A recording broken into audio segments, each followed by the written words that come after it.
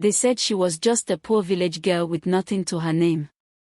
But what nobody knew was that her love, pure, fearless, and unshakable, would soon tear open the secrets of one of Africa's wealthiest families. This is the untold story of a love that shook power, wealth, and tradition. Amaka was a simple girl from a small village in eastern Nigeria.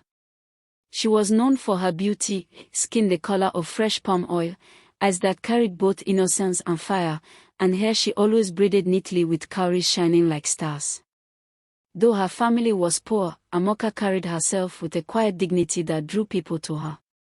Every morning, she fetched water from the stream and sold vegetables in the village market. She never imagined her simple life would one day collide with the world of the rich and powerful. One evening, while returning from the stream, a sleek black jeep stopped by the roadside. The glass slid down, and a man in dark shades asked for directions. His voice was deep, commanding, and his wrist glittered with a gold watch. Amaka froze. It was Chike Obi, the billionaire heir to the Obi dynasty, one of the richest families in Lagos. What shocked her most was not that a man like him spoke to her, but the way he smiled at her, as though he had just found something he never knew he was looking for. Days turned into weeks. Chike returned often, pretending to get lost in the village.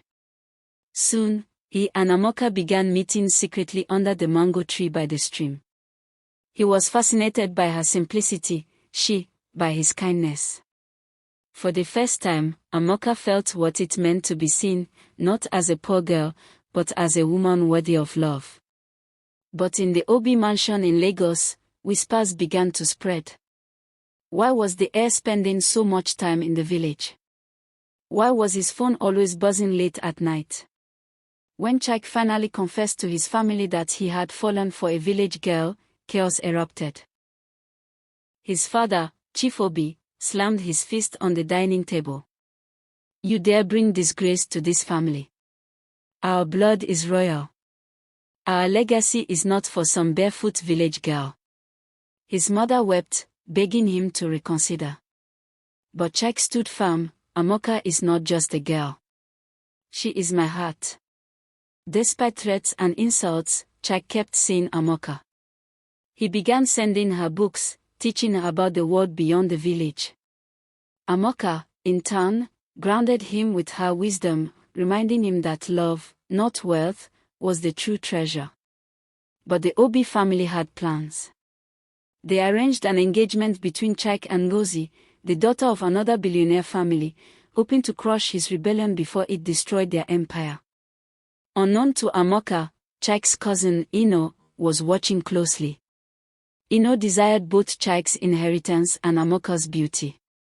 He whispered lies to Chief Obi, painting Amaka as a gold digger plotting to ruin the family.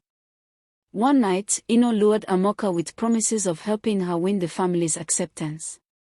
Instead, he set her up. Photographs of her with him were leaked, making it seem like she was unfaithful. Chike was heartbroken. The family seized the moment to break them apart. Amaka was chased out of the Obi mansion in tears, humiliated before people who once looked down on her. The village mocked her too, whispering that she had aimed too high. But Amaka did not beg. She returned to her small hut, her heart shattered but her spirit unbroken. She vowed, "If my love was true, time will reveal it." Months later, Ino grew careless. In a drunken rant at a private party, he bragged about how he had tricked Chike and framed Amaka. A family friend recorded everything. When Chike discovered the truth, he was filled with rage and guilt. He rushed back to the village, falling to his knees before Amaka. "Forgive me, Amaka. I was blind. I should have trusted you." The revelation shook the Obi family. Ino was disowned. Chief Obi faced disgrace as news of the scandal hit the media. The billionaires who once looked down on Amaka were forced to face the truth. Their empire was almost destroyed not by a poor girl, but by their own greed and pride. Chike stood boldly, "I will marry Amaka, with or without your blessing."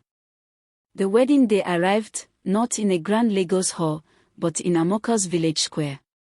Elders blessed the union, children danced, and even the trees seemed to sway in joy. Though Chief Obi refused to attend, his wife came quietly, placing a coral bead necklace on Amaka's neck. My son has chosen love. That is a choice greater than wealth.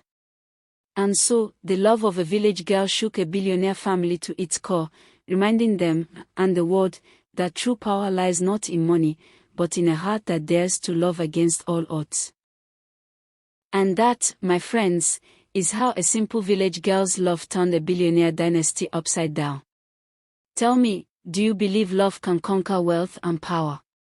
Drop your thoughts in the comments.